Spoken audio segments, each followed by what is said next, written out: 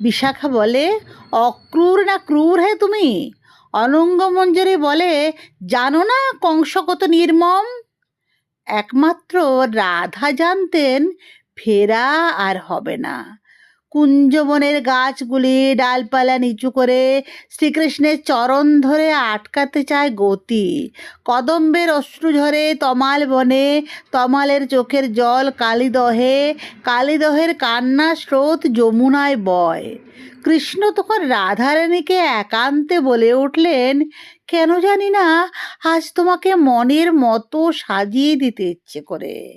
মোহন ঠোঁটে মোহন হাসি চড়িয়ে বলেন, মদন মোহন, রমণীর সাজ পুরুষ বোঝে, কোন অঙ্গে কিসের শোভা। প্রশ্ন করেই রাধারমণ পড়তে বসেন রাধার মন।